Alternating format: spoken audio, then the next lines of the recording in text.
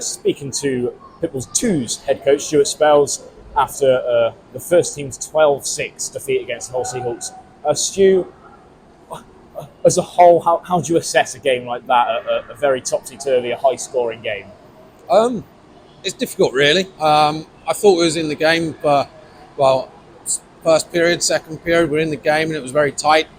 And then we just seemed to switch off the third period, whether we was feeling it a little bit. We've a few guys missing, all has an effect, and to be fair, Hull are a good team. They're in the finals this week as well. They've got proven pedigree, so it's tough.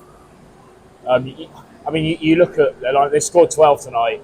I reckon Owen, Sobchak, and Svek are on the ice at 9, 10, maybe even 11 of those goals. Quite possible. The two of them are so good. Svek's shot as a standalone item, but having Owen's creativity with that, they're going to be a force to reckon with in that cup final and the playoffs down the line.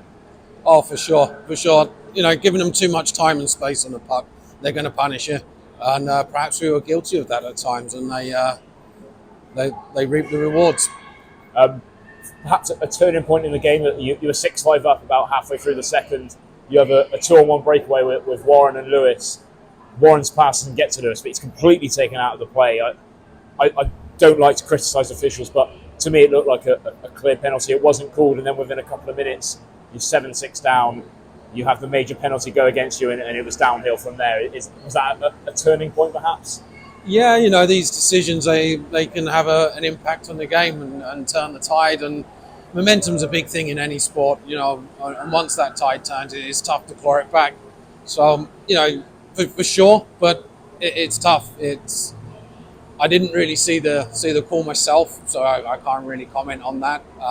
But it's tough, and those types of things change and swing momentum, and you just got to get it back, and we didn't.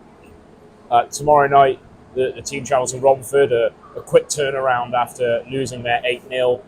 The positives from scoring 6 tonight will compared to last weekend, they didn't score at all over the 2 games. I suppose the message is to show Romford what the team really is about. Well, that's it. You've got to go into that barn and you've just got to match the intensity that Romford bring in there. And it's a good opportunity to go straight back and get straight back on the horse. I don't think the results last week will bear much of an impact and just spur us on even more. As you say, the positive aspects, we scored 6 tonight, and we take that offensive firepower into tomorrow and try and get a couple on the board for sure. Obviously, at the top, I mentioned that you're the second team head coach. You've got 1 game left in your regular season. You've got the Peterborough Phantoms, second team here. You're already in the playoffs, but that will decide your playoff opponent, either Basingstoke or Cardiff. How do you feel your season's gone? Obviously, you were defending league champions. You've not managed to defend that crown, but you've had a good season, you'd say?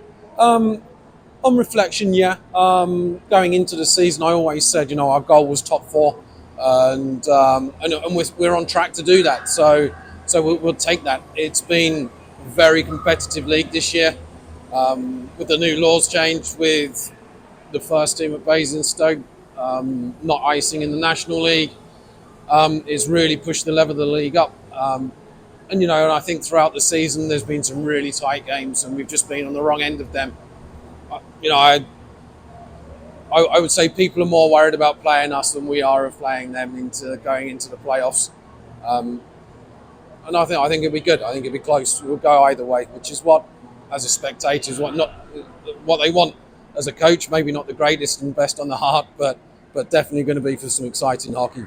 And speaking of not great on the heart, it could be another playoff quarter-final series with the Cardiff Fire.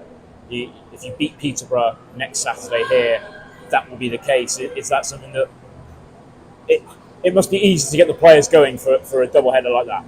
Oh yeah, I think the biggest problem we have is actually trying to bring players down for that sort of occasion. We've got a number of guys on our team who have played for Fire and are based in Cardiff, so there's always going to be that rivalry.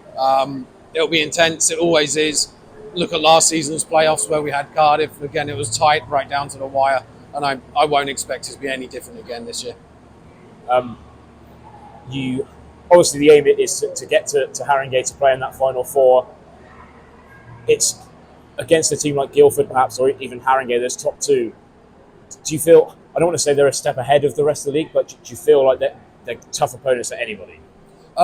Yeah, I think they're tough opponents for anybody. They've been the top two for the last few years, and it's all battles been between them, and we kind of rocked the boat last year by pipping into the post. So, I think it's good. I think the games that we've played against them this season, we've dominated large parts of the games, if I'll be honest, and we kind of let ourselves down a bit. We feel we've got a bit of a point to prove. I'd back us against anybody in the league, to be honest. And just finally, you mentioned in your first answer that the league is stronger this year. Obviously, that's a positive. You look, and I know Invicta probably aren't having the best of seasons. They sit 7th, but they won the playoffs last year.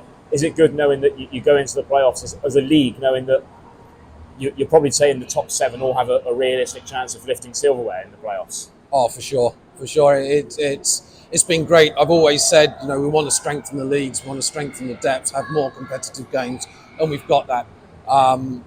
And as you say, anyone top 6 stands a real good opportunity, real good chance of taking that trophy at the end of the season.